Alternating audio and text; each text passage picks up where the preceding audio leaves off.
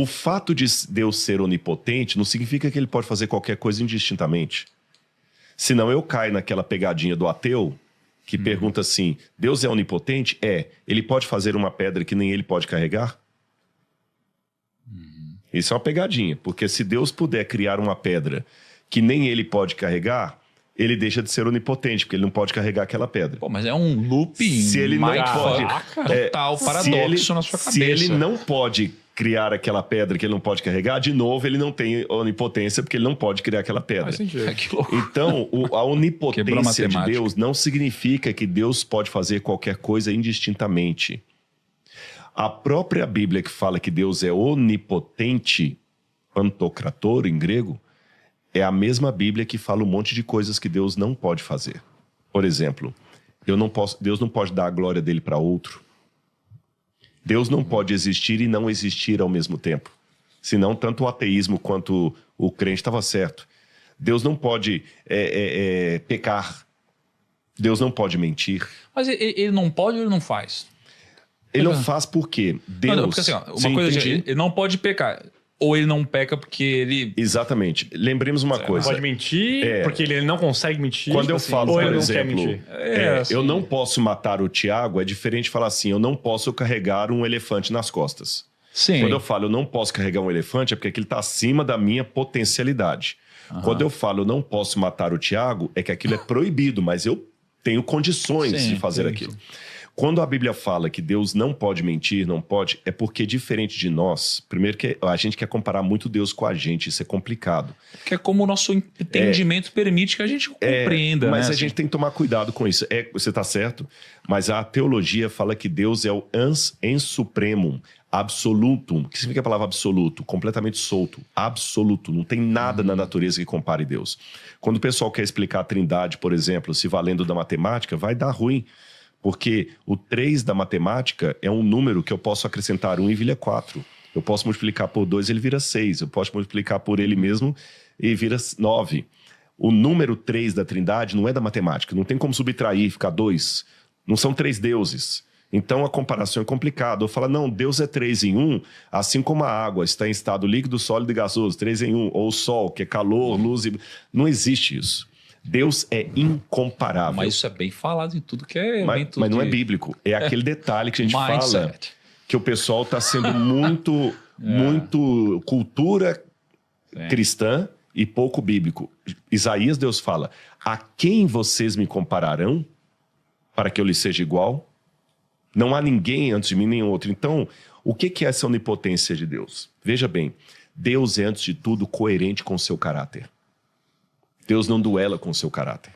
Se Deus pudesse criar a terceira margem do rio, ou pudesse fazer uma bola quadrada, ele não seria todo-poderoso, ele seria ilógico. E Deus é lógico. Então ele não duela com a vontade dele. Então, assim como a onipotência de Deus não significa poder fazer qualquer coisa indistintamente de maneira ilógica, que tornaria Deus alguém não lógico, e ele é o logos, ele é razão, da mesma maneira, o livre-arbítrio não significa que eu posso fazer qualquer coisa indistintamente ou que o fato de eu não poder fazer tudo já é uma prova de que o livre-arbítrio não existe. Nós podemos fazer dentro de um critério. Então, como se fala assim, olha, Rodrigo, você vai trabalhar aqui no Grupo Primo, tá certo? Você pode usar essa sala aqui se você quiser à vontade, tá bom? O banheiro tá ali, você pode ali, tomar um café, um suco, um chá, uma água, pode ficar à vontade e tudo mais, tá bom? Dentro dessa esfera aqui você pode agir. Agora você vai ver se você vai agir de maneira boa, a ponto de você ganhar uma promoção aqui, ou se você vai agir de uma maneira ruim, a ponto de eu ter que te demitir amanhã. Sim. Você me deu um livre-arbítrio. Então aqui, você até fala comigo assim, Rodrigo, você nem vai bater cartão. Você pode trabalhar da sua casa se você quiser. Só que no final do mês eu vou querer resultado. Sim. Você me deu critérios dentro do livre-arbítrio. Então, quer dizer, é uma liberdade controlada. Eu não tenho liberdade para chegar na sua sala agora, abrir a porta e botar o pé em cima da mesa. Você falou onde eu podia andar. Então, o livre-arbítrio humano isso aqui você pode fazer. Lembra no Jardim do Éden? De todas as árvores do jardim vocês podem comer, mas essa aqui, se vocês comerem, vai ter consequência. Agora, tem um detalhe a mais que nós temos que entender nisso aí com relação ao futuro. Para mim, o futuro é uma coisa hipotética.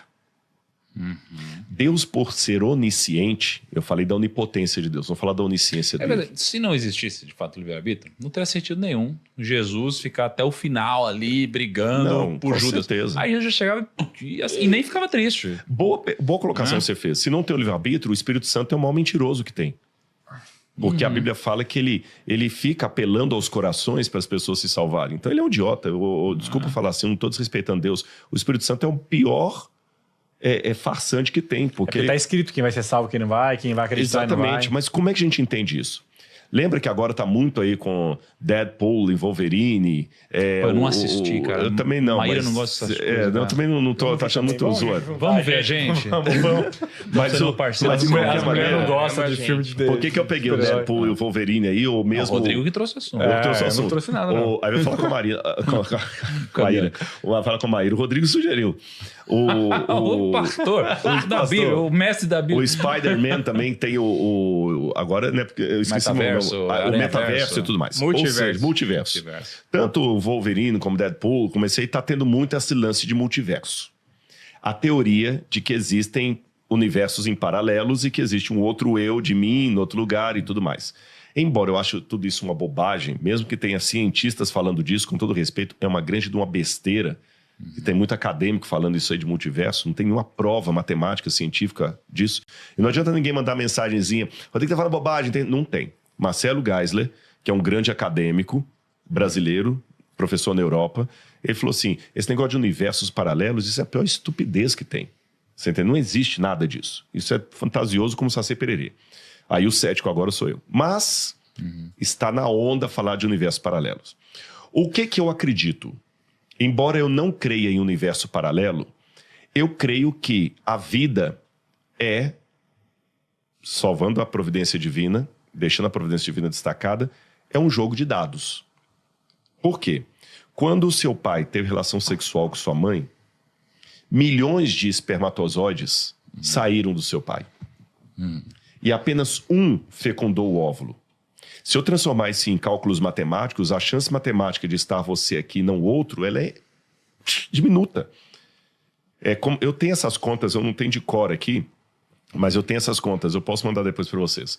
A chance matemática de você ter nascido é mais rara do que se você fizesse agora um concurso com uma única vaga, tendo 770 bilhões de pessoas inscritas.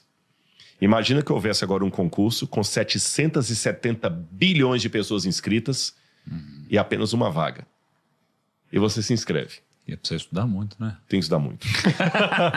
E você ganha. É loucura. É loucura. Por quê? Se o seu pai tivesse tido relação sexual com sua mãe 1 minuto depois, ou 1 minuto antes, teria nascido outra pessoa e não você. Aí você pega tudo isso, eu não estou divagando não, vocês vão entender o que eu estou querendo dizer com esses dados aqui. Porque, veja bem, no mundo hoje tem 7 bilhões de pessoas. Eu não sei quantos bilhões de pessoas tinha quando eu nasci, mas tinha bilhões. Nesse mundo de bilhões de pessoas, teve que ter a coincidência do meu pai conhecer a minha mãe.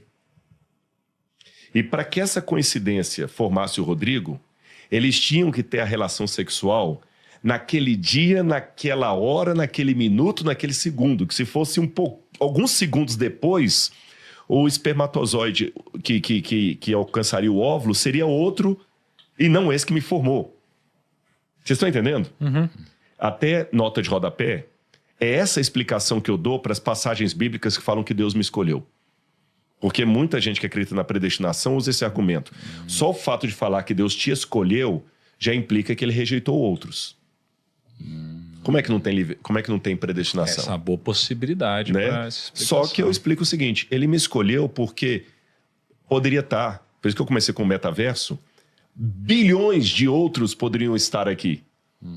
Mas Deus escolheu aquele espermatozoide para fecundar o óvulo porque ele queria o Lucão, ele queria o Kaique, ele queria o Rodrigo, ele queria o Thiago.